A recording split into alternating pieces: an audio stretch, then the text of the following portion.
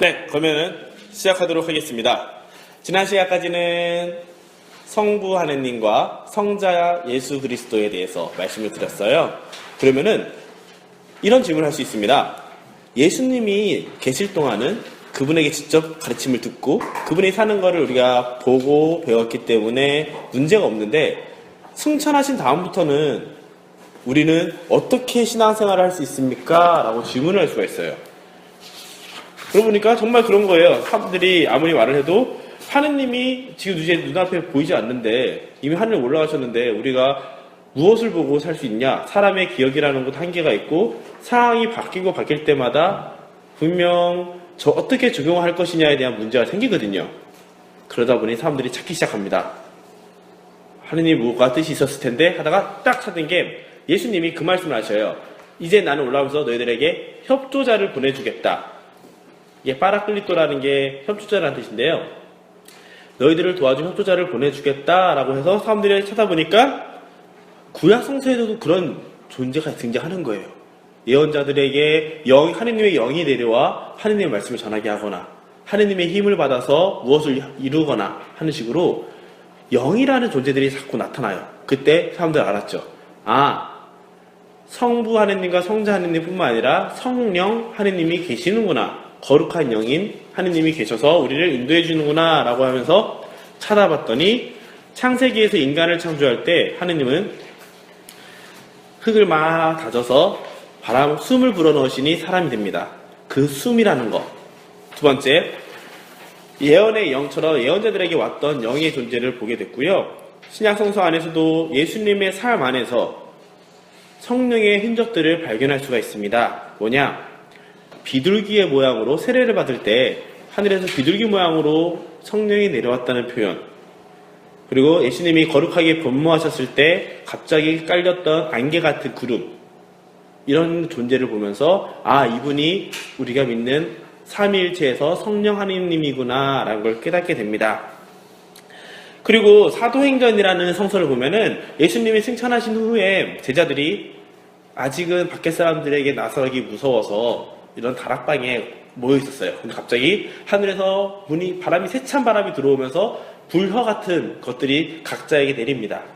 그러더니 그때부터는 성령에 충만해져서, 알 수 없는 그 기운에 충만해져서 나가서 수많은 기적과 어떤 언어도 다 할 수 있는, 엄밀히 표현하면 그냥 말을 하는데 모두 다 자기 나라 말로 알아듣는 그런 기적을 표현하게 됩니다. 그래서 이때 성령 강림 대축일이라고 해서 하느님의 영이 우리에게 와서 우리를 복음의 삶을 살 수 있도록 인도해주는 날, 시작이라고 해서 교회의 시작이라고 표현합니다.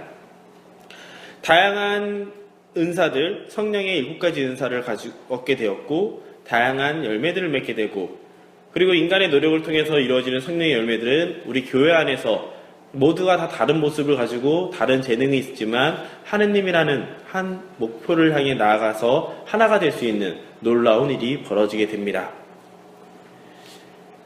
고모세에서는 보이지 않는 예수님을 중심으로 하느님 나라를 현실로 이끌어가는 역할, 각 개인에게는 내가 그리스도를 올바로 알아보게 하고 그리스도인으로서 참된 삶을 살도록 도와주는 것이 바로 하느님의 영이 되겠습니다. 바로 성령 하느님이고요. 그런 체험이 있을 거예요. 저만 있을 수도 있겠네. 그 삶 안에서 하느님을 본 적이 있냐라고 말할 때 저는 전에도 말씀드렸을 거예요. 더운 날 뺨을 스치던 시원한 바람 안에서 하느님을 체험했다라고 표현한 적이 있었죠? 있었을 거예요? 없었나? 네. 그것처럼 자연 안에서 갑자기 하느님에 대한 마음이 생길 때가 있어요. 어쩔 때는 산에 설악산을 올라간 적이 있는데 눈앞에 보이는 엄청난 광경 보면서 우와 라는 걸 느끼는 것, 내 일상 안에서 하느님의 손길들을 하나씩 발견하게 해주는 것, 그것이 바로 성령 하느님의 도움이시고요. 성경을 읽을 때도 성경이 해석이 위험하다는 걸 말씀을 드렸잖아요. 그 해석을 할 때 올바로 알아들을 수 있게 해주는 것, 그리고 내가 하느님을 향해서 나아갈 수 있도록 인도해주는 수많은 사람들, 동물들, 식물들, 자연들을 통해서 하느님은 우리 개인에게 구원의 길로 인도해 주십니다. 그게 바로 성령 하느님의 도움이 아니면 어렵다는 겁니다. 그런데 그러면 사람들이 고민합니다. 우리는 한 분이신 하느님이라고 믿는데 벌써 구약성서에는 성부 하느님, 신약성서에는 성자 하느님, 그리고 예수님이 하늘로 승천한 다음에는 성령 하느님이 있네? 어떻게 세 명인데 한 명이지? 또 한 명인데 어떻게 세 명이 되지? 라고 생각을 하게 됩니다. 그러다 보니 두 가지 하느님을 설명하는 두 가지 모델이 있어요. 하나는 한 분이라는 것을 강조하는 겁니다. 즉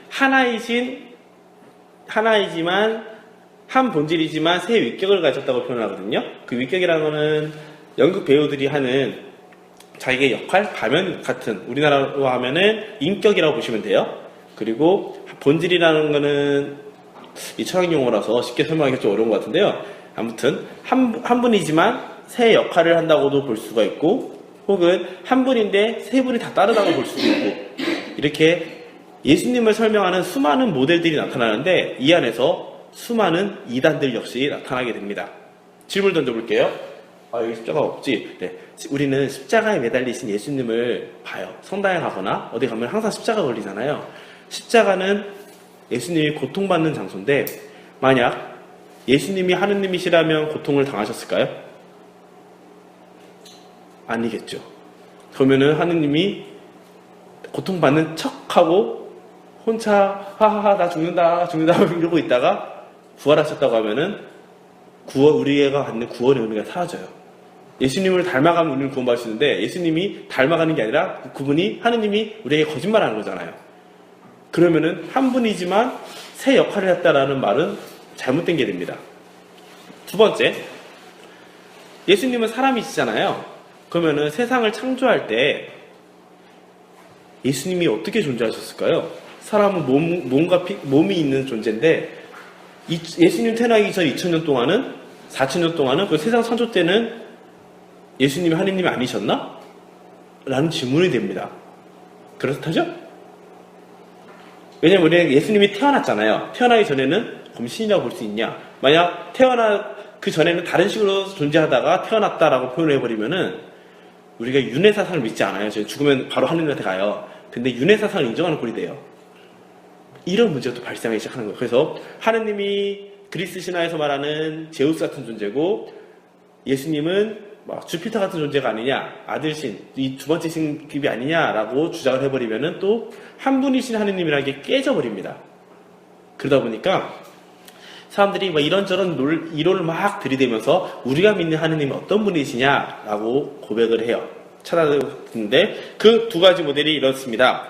하느님의 신성, 하느님의 하나이신 하느님이라는 걸 강조했을 때는 내재적 삼위일체라고 합니다. 이 부분은 하느님 그 자체로 보기 때문에 우리가 이해할 수가 없어요. 다만 신비로 받아들이지만 한 분이신, 동시에 세 분이신 하느님이다 라고 이해하는 방법이고요. 두 번째 모델은 구원 경륜적 삼위일체라는 겁니다. 뭐냐면요, 역사 안에서 인간이 체험한 하느님이 어떠한 분이신가 라고 느끼는 거예요. 구약성서에서는 예수님과 성령 하느님에 대한 얘기가 거의 안 나옵니다. 그러니까 성부 하느님의 시대처럼 느껴지고, 예수님이 오셨을 때는 성부와 성자와 성령이 동시에 존재합니다. 그래서 예수님이 승천하신 이후에는 성령 하느님을 통해서 우리가 하느님을 알아보게 돼요. 즉 우리 인간의 역할을 봤을 때 우리가 점점 볼줄알이 넓어지고 높아지면서 하느님에 대해서 처음에는 성부 하느님 알다가 성자 하느님도 같이 알다가 성령 하느님도 알게 되는, 이런 우리를 다 구원하려고 하는 역사 안에서 삼위일체를 받아들이는 방식이 됩니다. 그러면 사람들이 물어봐요. 구원 경륜적 삼위일체로 하면 성부 하느님과 성자 하느님과 성령 하느님이 계급이 나눠져 있습니까? 왜냐? 성부 하느님이 성자 하느님을 보냈고 성자 하느님이 성부 하느님으로부터 성령 하느님을 보내요. 이걸 칠판에 쓰면서 해드려야지 이해가 쉬운데요. 다음 시간에 제가 또 한번 복습하면서 말씀을 드리면 좋을 것 같아요. 그런 문제가 생기는데, 그거는 우리 인간이 느끼기에 하느님을 그런 순서처럼 마치 보내는 것처럼 느끼는 거지, 엄밀히 말하면 세 분이 동시에 활동을 하고 있는데 우리가 그거를 한 분씩만 알아본다는 거예요. 이런 표현 들으면 될 것 같아요. 이 물통을 본다고 치면은 여러분들은 여기 한글로 된 아이시스가 보이잖아요. 저는 이 뒤에 영어로 써져 있는 아이시스가 보입니다. 그러면은 이 물통은 브랜드가 어디 거야? 아이시스 거야? 한글로 아이시스 거야? 라고 말해도 저는 아니 영어로 돼 있는데? 라고 말했을 때 싸울 수밖에 없죠. 서로가 느낀 거는 이거만 보거나 이거만 보기 때문에. 마찬가지로 하느님은 세 분이 동시에 활동하는데 이때는 성부 하느님만 보는 거고 이때는 성령 하느님, 이때는 성자 하느님, 이런 식으로 이해하는 것이 구원 경륜적인 삼위일체라는 겁니다. 입체적으로 이해한다는 말이죠? 네? 입체적으로 이해하는 말씀이잖아요. 네네네네. 그래서 엄밀히 말하면 삼위일체 신비는 말로 표현하기 어려워요. 그래서 이 구원 경륜적인 삼위일체와 내재적 삼위일체를 함께 이해를 해야지, 받아들여야지 성부, 성자, 성령 하느님을 이해할 수 있어요. 왜냐면은 구원 경륜적인 삼위일체는 우리 일상 안에서 만나는 하느님을 설명할 때 정말 좋아요. 단 아까처럼 이단들에 빠질 수 있습니다. 마치 신들의 계급이 나눠진 것처럼 혹은 가면을 쓴 것처럼 느낄 수가 있어요. 내재적인 삼위일체는 설명하기는 참 이론적으로 설명하다가 그러므로 신비야 할 수가 있는데 단점이 그래서 우리 삶이랑 무슨 상관이야? 했을 때 다 답을 못해요. 우리가 살아가는데 행복을 얻기 위해서 공부하는 거지 공부하기 위해서 공부하는 건 아니잖아요. 그런 거랑 똑같은 인생꼴이 되기 때문에 이 두 개를 동시에 받아들이고 생각을 해야지 삼위일체 하느님을 보다 아까 표현처럼 입체적으로 볼 수 있게 됩니다. 그러다 보니 성령을 따르는 삶은 어떤 겁니까? 라고 물어볼 수 있는데 바로 교회의 삶이라고 표현할 수 있습니다. 밖에 나가면은 빨간색 십자가들이 엄청 많을 거예요. 그래서 개신교 이꼴 교회, 천주교 이꼴 성당이라고 표현하는데 이거는 잘못된 표현입니다. 엄밀히 말하면요. 교회라는 것은 하느님을 믿는 백성들의 모임을 말합니다. 건물 개념이 아니에요. 성당은 오히려 건물 개념이에요. 그러니까 이게 마치 고유명사처럼 용어를 써버리는 바람에 우리나라는 조금 헷갈리게 됐는데 교회라는 것은 하느님을 믿는 사람들의 모임입니다. 그리고 그 안에는 성직자들이 있고요. 그러면은 이미 우리가 이렇게 모여서 하느님에 대해서 공부를 하고 알아가잖아요. 이것도 하나의 교회 공동체가 되는 거예요. 중간에 정식으로 서품을 받은 신부도 같이 있다면. 그런데 무조건 우리 기도해야 돼 라고 하면서 성당에만 간다? 성당 가면 기도는 잘 돼요. 하지만 성당에서만 기도되는 게 아닌 것처럼 믿는 사람들이 모인 장소라면 언제 어디서든지 다 기도를 할 수 있고 하느님에 대해서 얘기할 수가 있게 됩니다. 사실 그래야 되는데 우리는 좀 낯을 많이 가리기 때문에 그걸 잘 안 하게 되죠. 그래서 저는 청년들하고 성서 공부 같은 거 할 때는 성당 도리시에서 안 하고요. 카페 가서 합니다. 이유가 일상 안에서 하느님을 생각하면서 얘기하는 걸 버릇을 들어야지 어디 가서도 할 수 있기 때문에. 네. 아차 교회를 건물 개념으로 생각해버리면요. 하느님을 건물에 가둬버려요. 하느님이 있는 땅과 하느님이 계시는 거룩한 곳과 하느님이 없는 거룩하지 않은 땅으로 이분법적으로 생각하거든요. 나눠서 생각하면은 우리가 주일에는 거룩한 신자였다가 월요일부터 토요일까지는 또 사회에서 욕하고 나를 위해서 뭐든지 할 수 있는 그런 삶이 될 수가 있어요. 그러다 보니까 늘 어느 곳이나 하느님을 느낄 수 있고 살아가는 것이 우리 신자들의 원래 반향이라는 거 기억을 해주시면 됩니다. 그러면 하느님을 따라가는 삶, 성령을 따르는 삶은 어떻게 이루어집니까? 라고 물어볼 수 있는데 그것은 사도행전 2장 42절에 이렇게 표현됩니다. 나눠드린 프린트 두 번째 단락에 교회 하느님 백성 속에 써 있습니다. 사도들의 가르침을 받고 친교를 이루며 빵을 떼어 나누고 기도하는 일에 전념하였다 라고 표현을 해요. 이렇게 말하면은 그렇구나, 그냥 공부하고 같이 술 먹고 놀고 빵도 같이 밥도 같이 먹으면서 기도하면 되겠구나 라고 생각할 수가 있는데요. 이 엄밀한 의미는 이겁니다. 사도들의 가르침이라는 것은 성경 말씀에 대한 공부, 그리고 성경으로 내려오는 것뿐만 아니라 사도들이 예수님을 직접 보고 배웠던 것들이 있죠. 말로 종이로는 적혀있지 않지만 전해져오는 성전이라는 것, 그리고 그 가르침을 이 지금 바뀌어져 있는 세상 안에서 어떻게 적용할 것인가 라는 방향을 잡아주는 것, 이런 것들을 공부하라는 뜻입니다. 하느님께 대해서 꾸준히 공부하는 것뿐만 아니라 교회의 가르침을 통해서 세상의 변화 안에서도 하느님을 찾아가는 거죠. 그래서 공부는 끝나지 않습니다. 두 번째, 친교를 이룬다는 거는 우리들이 보통 친교 이루자면 같이 게임을 하거나 술을 먹거나 이런 식으로 생각하는데 그리스도 안에서 하나가 되는 겁니다. 사람들이 많이 헷갈려하는 게 그거예요. 나는 하느님을 보고 신앙생활을 시작했는데 주변 사람들을 보고 신앙생활을 접는 사람들이 의외로 많아요. 왜냐면은 믿는 사람들끼리 친하면은 하느님과 가까워졌다고 착각을 해요. 예를 들어 이겁니다. 제가 사제잖아요. 본당 있으면은 사람들이 아유 신부님 바쁜데 내가 어찌 감히 신부님께 이걸 물어보러 가. 어떻게 신부님께 성사를 달라고 할 수가 있어 라고 생각하면서 자기네들끼리 얘기가 다 끝나는 경우가 많아요. 그러면은 저는 왜 안 오지? 왜 안 오지? 이러고 있고 똑같은 꼴이 됩니다. 사람들끼리 친해져 버리면은 물론 친한 게 되게 중요해요. 근데 이 친하다는 개념이 인간 대 인간으로만 관계를 맺어버리면 하느님하고 멀어지게 돼요. 자연스럽게. 가톨릭 교회에서 말하는 친교는 내가 하느님을 바라보고 있고 우리 형제 자매님들이 하느님을 바라보기 때문에 하느님 안에서의 친교입니다. 그러면은 색깔, 능력, 달란트, 지위, 계급 상관없이 하느님 안에서는 우리가 있는 그대로 만나는 거예요. 그렇기 때문에 교회의 친교가 이루어진다고 표현을 하고 최고의 친교를 자이리는 미사 때 성체 성사를 통하는 겁니다. 예수님의 몸을 우리가 받아보시거든요. 그 몸을 받아들이면서 나와 예수님이 하나가 됐기 때문에 저도 모셨고 하면은 이 사람들은 다 하느님을 통해서 하나가 되는 겁니다. 이런 느낌으로 친교를 이루는 것이 사도행전에서 말하는 친교 개념입니다. 조금 어렵죠? 빵을 떼어 나눈다는 건요, 그냥 우리 같이 밥 먹어요 이게 아니라 미사 때 초기 교회 공동체는 예수님을 승천하신 후에 모임을 어떻게 했냐면은 다 같이 모여서 예수님 최후의 만찬 자리 있죠. 그거를 반복합니다. 하는데 그 반복하는 자리에 빵을 쪼개서 같이 나눠 먹는 게 있어요. 그 말을 이렇게 표현하는 거예요. 빵을 떼어 나누다는 것이 그냥 같이 밥 먹는다는 거 아니라 예수님의 사건을 오늘 현재화시키는 거예요. 바로 예수님과 하나 되는 거를 빵을 떼어 나누다는 겁니다. 기도한다는 것은 우리 개개인적으로 하느님을 바라보는 건데 나중에 기도에 대해서 제가 또 5월 17일 그리고 3월 15일날 기도하는 삶에 대해서 제가 말씀을 드리는데요. 기도는 다양한 정의가 있어요. 내가 하느님과 대화하는 것이라고 정하는 사람이 있고 하느님을 바라보는 것이라고 하는 사람이 있고 하느님과 함께 하려고 하는 것이라고 하는 사람도 있고요.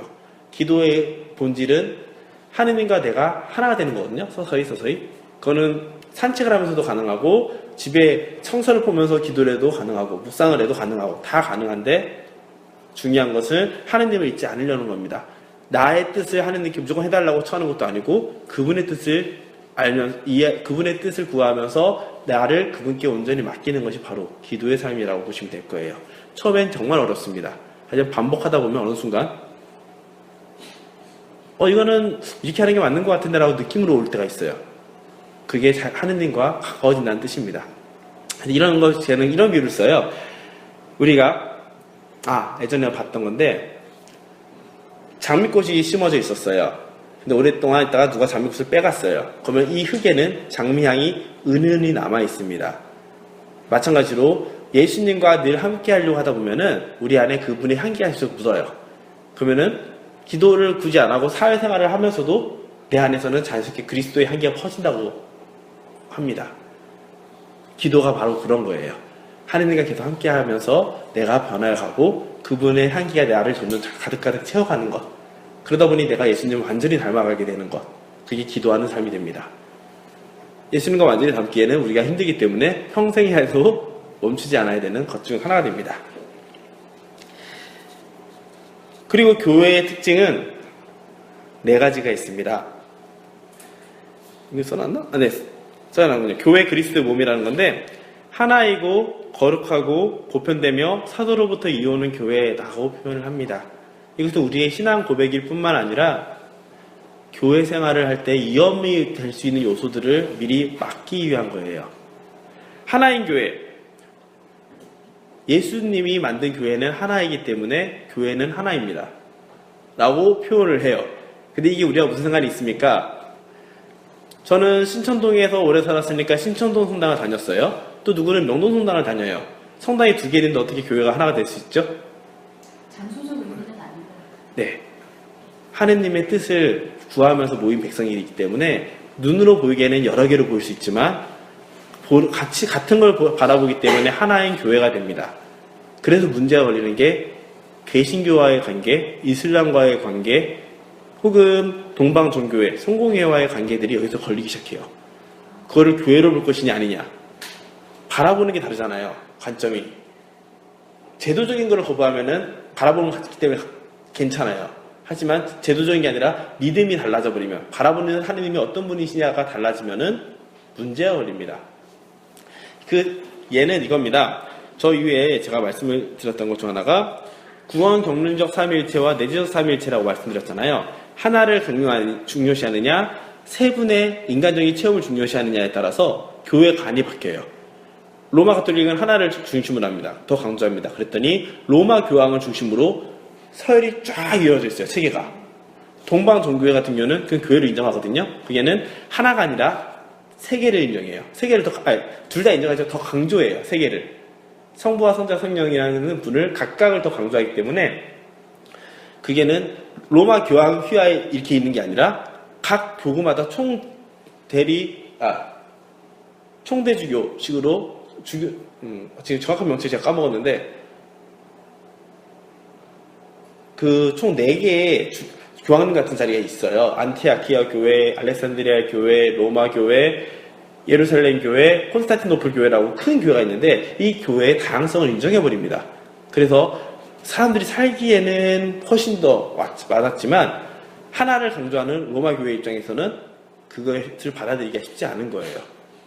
이것처럼 하나라는 것을 어떻게 바라보느냐에 따라서 같은 종교, 같은 예수님을 그리스도로 고백하지만 어떻게 바라보느냐에 따라서 달라질 수 있는 문제가 걸립니다. 두 번째는 거룩한 교회입니다. 거룩하다는 것은 예수님이 거룩하기 때문에 우리도 거룩해야 된다라는 뜻이에요. 쉽게 생각하면 이런 겁니다. 세상과 하느님을 약간 분리하는 경우인데 일상 안에서의 삶과 하느님의 삶은 분명 같아질 수도 있지만 다르다는 겁니다.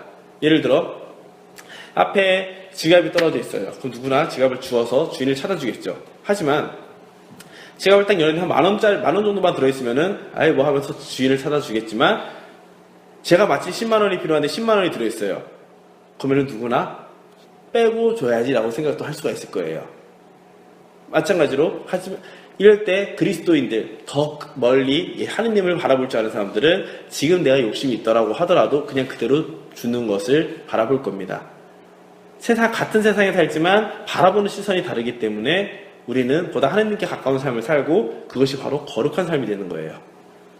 즉 교회를 다닌다고 하면서 하느님과 공동체가 아니라 내 욕심을 지금 당장 나에게 필요한 것만을 요구하고 말을 한다면 그 사람의 신앙에 대해서는 한번 물음표를 던져봐야 되는 거예요. 이것은 다른 사람의 뿐만 아니라 나 자신에게도 한 번씩 던져야 되는 질문이 됩니다.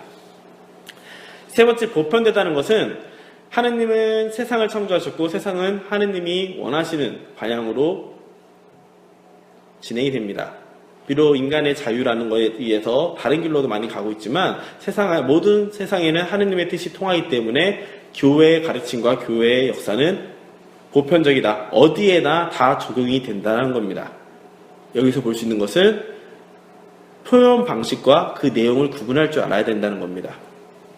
예를 들어 우리가 평화인사라는 걸 해요. 미사 때 서로 하느님과 함께하는 기쁨을 누리십시오 라면서 평화를 빕니다. 평화를 빕니다 하는 게 있는데 유럽에서는 평화인사를 춤을 추면 안 됩니다.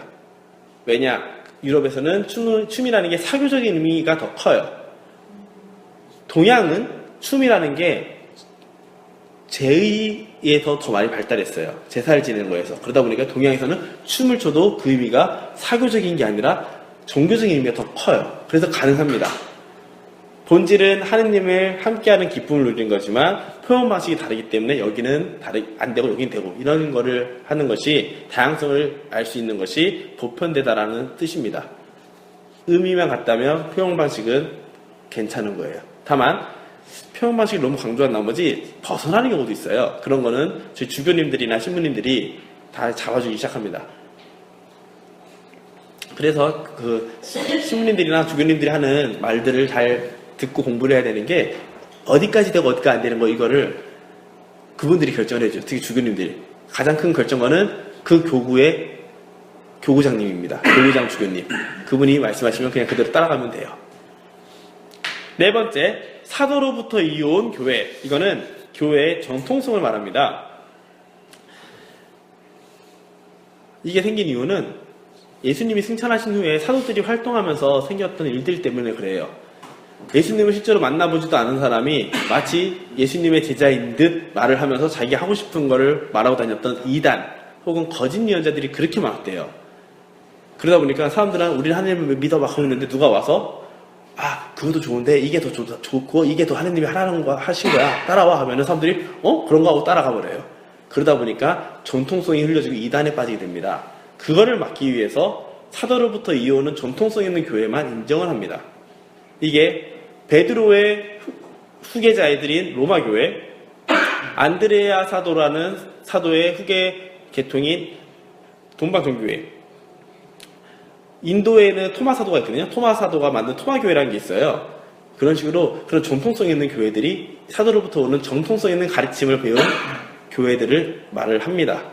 그래서 하나이고 거룩하고 부분되면 사도로부터 이어오는 이 네 가지 요소가 다 맞춰져야지 우리는 교회라고 인정합니다. 이렇게 따지면 개신교는 교회일까요? 아닐까요? 성공회는 교회라고 볼 수 있어요. 사도로부터 이어오고, 왜냐면 로마 가톨릭에서 나왔는데 그 헨리 8세가 이혼했다 결혼하려고 로마 교황을 거부했거든요. 그러면서 국교회를 만들어버렸어요. 그게 성공회인데 그러다 보니 신학이 똑같아요. 미사 방식도 똑같고요. 그래서 성공회 신부님들은 신부님이라 불러요. 성당이라 부르고요. 그래서 성공회 같은 경우는 교회라 볼 수 있습니다. 개신교 같은 경우는 3번하고 4번이 걸리는 거예요. 네. 3번, 4번보다는 1번, 4번. 1번, 4번. 네. 가르침 같은 경우는 좀 다르긴 하구나. 1번, 3번, 4번이 다 걸리네요. 네. 이게 개신교가 워낙 종파들이 많아서 어디로부터 나왔냐에 따라서 이게 인정받을 수 있는 게 있고 못 받는 게 있어요. 그 어차피 네 가지가 다 충족이 안 되기 때문에 한번 난리가 난 적이 있지만 이런 표현을 씁니다. 개신교를 교회라 부르지 않고 교회적 공동체라고 부릅니다. 그렇게 한번 불렀다가 한번 난리가 났죠. 가톨릭이랑 개신교랑 한번 대판 붙을 뻔했어요. 그래도 우리는 이런 조건을 보여주면서 말을 하니까 그쪽에는 조건이 해당이 안 되는 거죠. 이렇게 말하면 개신교 목사님들이랑 개신교 신앙인들이 되게 싫어하는데요. 어쩔 수 없어요. 그러니까 그 초세기에 있었던 수많은 문제점들 때문에 이렇게 만들어진 거라. 그래서 이거를 우리는 사도신경이라고 불러서 사도신경이 안 나오고요. 니케아 콘스탄티노플 신경이라고 긴 우리 믿을 신조를 쓴 게 있어요. 나중에 제가 보여드릴게요. 그거에 이렇게 구절들이 다 나와 있습니다. 하나이고 거룩하고 부분되며 사도로부터 이어오는 교회 저희는 믿습니다. 라는 식으로 나와요. 네. 그리고 이 교회는 당연히 다양성 안에 일치이기 때문에 역할적인 차이들이 등장합니다. 어떤 역할이냐? 여러분들이 보는 것처럼 딱 이 선을 두고 갈리죠. 하느님께 완전히 봉헌돼서 하느님의 일을 온전히 하겠다고 투신한 성직자들. 직무에 의해서 차이일 뿐이에요. 성직자들. 그리고 하느님의 뜻을 살아가는 평신도들. 이렇게 두 개로 나눠집니다. 이게 근데 계급 차이처럼 신부가 위에 있고 평신도가 밑에 있다. 이건 아니에요. 예전에는 중세시대까지 이 관계였는데 근대에 들어와서 이걸로 바뀌었습니다. 동등하게. 물론 역할적인 차이 때문에 신부가 성직자들이 더 높게 느껴질 때는 많아요. 특히 한국교회는 유교 사상까지 합쳐버린 바람에 좀 더 강해지긴 했지만 엄밀히 말하면 동등합니다. 이런 비유를 들으면 될 거예요. 모든 사제는 평신도들의 아들입니다. 사제는 결혼 못하니까요. 그렇기 때문에 평신도들 분위기 안에서 그 분위기를 그대로 받아온 사제가 나타나는 거예요. 그리고 그 사제의 영향을 받아 신자들이 또 변하게 되고요. 이런 역할적인 차이가 있다는 거 기억해 주시고 그러면 질문할 수 있습니다. 수녀님들은 어떻게 돼요? 라고 물어볼 수 있어요. 수녀님들은 어디에 속할까요? 성직자? 평신도? 수도자요? 네. 알겠습니다. 네. 어디라고 생각하십니까? 수녀님들. 성직자요? 어디라고 생각하세요?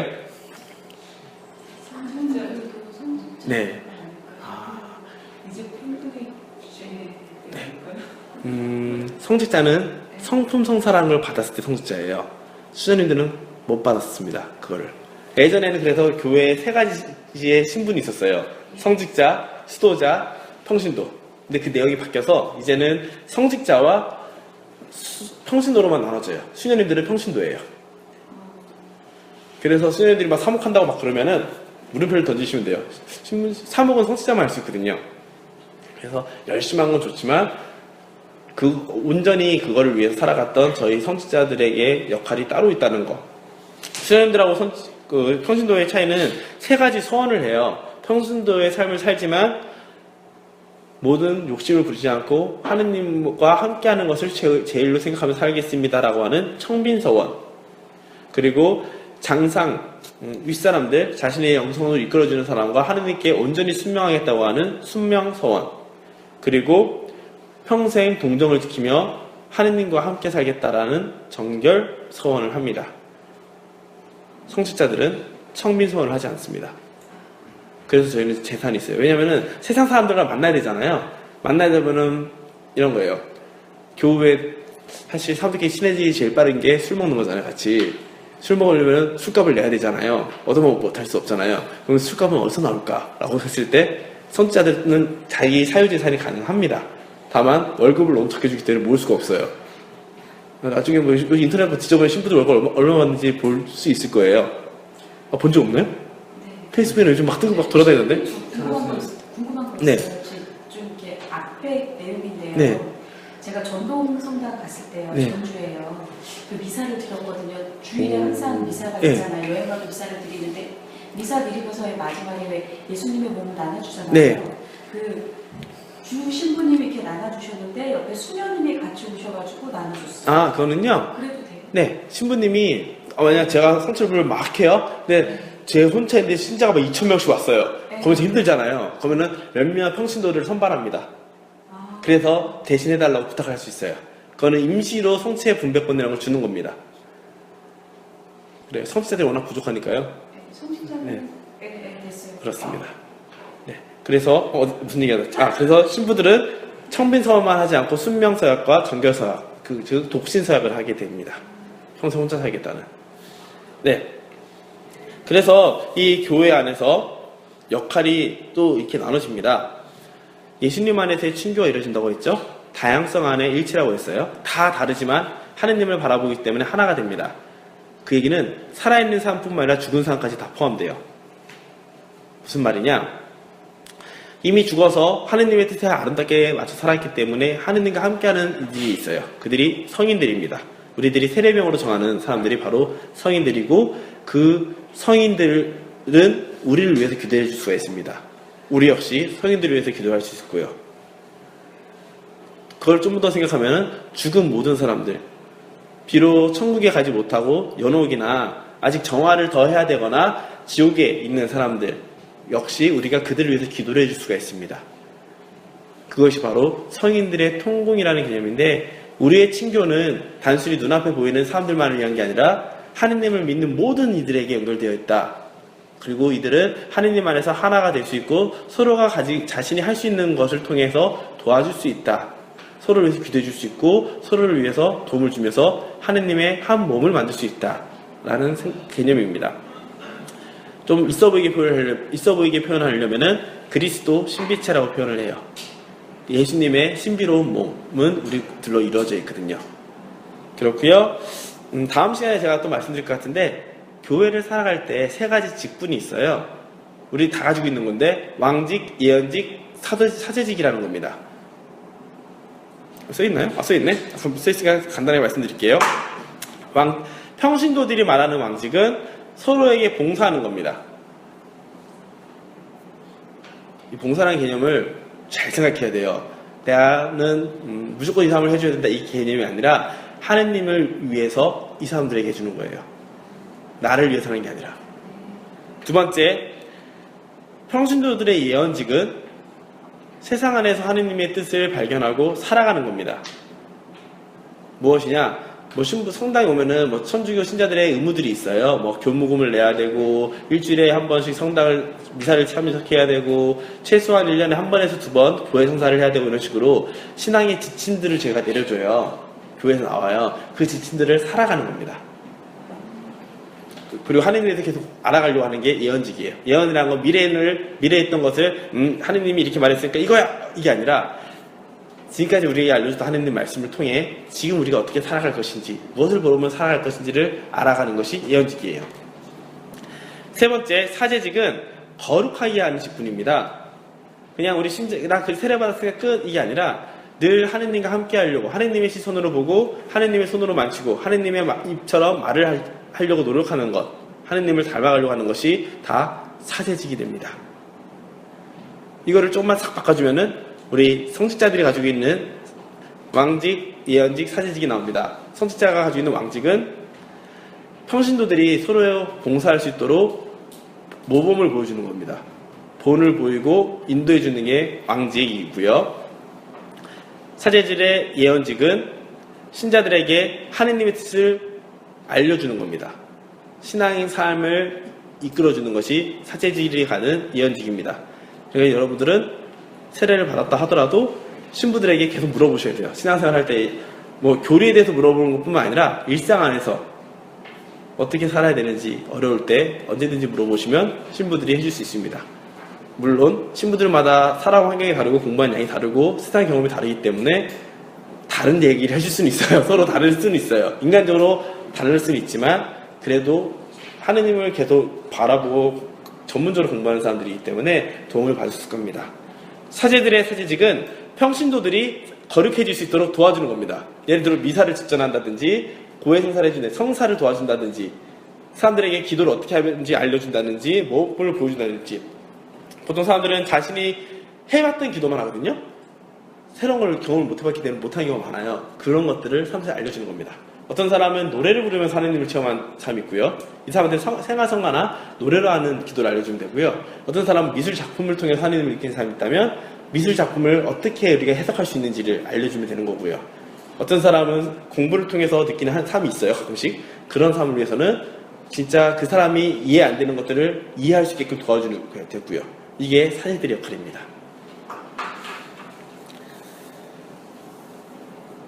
네, 오늘 준비한 건 여기까지인데요. 그러면 질문을 하나 해보도록 하겠습니다. 교회 안에는 그리스도인들은 아까 말한 것처럼 되게 거창한 사람들이잖아요. 교회 안에는 죄인들이 더 많을까요? 성인들이 더 많을까요? 성인들이요? 죄인들? 네. 참 어려운 질문인데, 그래서 교회를 지칭하는, 정식으로 말하는 건 아니고 어떤 학자들이 말하는 건 두 가지 개념이 있습니다. 자매님들이 듣을 때 좀 기분이 나쁠 수 있는데, 하나는 순결한 창녀라고 표현해요. 죄가 많지만 하느님을 바라보고 늘 다시 회개하고 가려고 하는 마음을 가진 사람들의 모임. 그러니까 교회 안에는 정상적인 사람만 있는 것이 아니라 각자 자신의 아픔들이 있기 때문에 우리가 봤을 때는 뭐 이런 사람들도 하느님을 믿어라고 생각할 수 있는 사람도 의외로 많아요. 하지만 이들이 하느님을 바라보고 그분께 의지하려고 왔기 때문에 교회는 순결한 창녀라고 부를 수 있는 겁니다. 두 번째, 순례하는 교회라고 불러요. 천상 예루살렘을 향해 지상을 순례하는 교회라고도 부릅니다. 이것은 우리가 하느님을 찾아가고 닮아가는 데 있어서 끝은 없다는 거예요. 내가 이 정도만 하면 됐지라고 멈추는 것이 아니라 늘 하느님을 찾아서 살아가려고 노력한다는. 산티아고가 유명하잖아요. 산티아고 길 걸으면서 그 길 걷는 건 역시 순례한다는 의미로 걷습니다. 걸어가면서 나를 돌아보고 신앙생활을 안에서 목표로 하느님과 함께한다는 목표를 향해 우리는 꾸준히 걸어가는 삶이라는 거예요. 기도생활에서 도움이 될 만한 이야기를 해드리면, 제가 저를 영성지도를 해주셨던 신부님이 그 말씀을 하셨어요. 기도하는 삶이란, 그리스도인의 삶이란 마치 모래로 된 산을 올라가는 것과 같다. 처음에는 쑥쑥 쓰고 올라가기 때문에 신앙이 깊어지고 빨리 올라가는 것 같지만 잠깐 멈춰서 주변을 돌아보고 쉬는 순간 쭉 밑으로 내려오기 시작한다는 거예요. 모래니까요. 마찬가지로 우리 신앙의 삶은 천천히라도 꾸준히 올라가는 게 중요하다고 말을 했었어요. 그게 바로 순례하는 교회와 가장 잘 어울리는 말이 아닐까 싶어요. 저는 신부고 서품 받은 지 이제 6년째가 돼가는데 신부라고 해서 완벽하진 않아요. 하느님보다 세상 것을 더 좋아할 때도 있고요. 뭐 미사를 해야 되지만 옆에 제가 정말 좋아하는 밥이 나온다면 잠깐 눈이 돌아가기도 하고, 그리고 부끄럽게 이런 얘기를 해도 뭐 오픈을 다 시켜드리면 옆에 예쁜 여자가 지나가면 눈이 한 번씩 돌아가는 인간적인 특징까지 가진 사람입니다. 하지만 저를 사제들을 신자들이 존경하고 기도해주는 이유는 그럼에도 불구하고 인간적인 약함을 가지고 있음에도 불구하고 하나님의 뜻을 살아가려고 투신을 했고 살아가기 때문일 거예요. 마찬가지로 교회 안에 있는 많은 사람들이 성령의 인도를 받아 살아가지만 다 스타트가 다르고 진도가 다르기 때문에 다 부족합니다. 하지만 재밌는 거는 각자가 가지고 있는 약점보다는 각자가 가진 장점으로 서로가 도와줄 수 있을 때 지상에서 하느님 나라가 이루어지는 거죠. 제가 여러분들께 해드릴 수 있는 거는 이렇게 배우면 지금 신부 3명 있잖아요. 그때 와서 되게 재밌게 했던 신부는 노래를 잘 불러요. 잘생겼고요. 저는 노래를 잘 못 부릅니다. 대신 이런 걸 준비해 드릴 수가 있어요. 그러면 신자들이 만약 감성적인 걸 원할 때는 그 신부님이 와서 어루만져 주면 돼요. 만약 지식적인 욕구가 있거나 한다면 제가 와서 도와드리면 되고요. 이런 식으로 서로가 가진 장점으로 서로가 도와줄 때 단점은 사라지고 공동체는 하느님의 뜻이 더 빛나게 된다고 합니다. 이게 우리 교회의 삶이고 오늘 교리의 가장 중요한 포인트가 되겠습니다. 질문 있으신가요? 사실 제가 아까 밥을 너무 천천히 먹어서 벌써 8시가 넘었네요. 질문 없으시면 마침 기도를 할까요?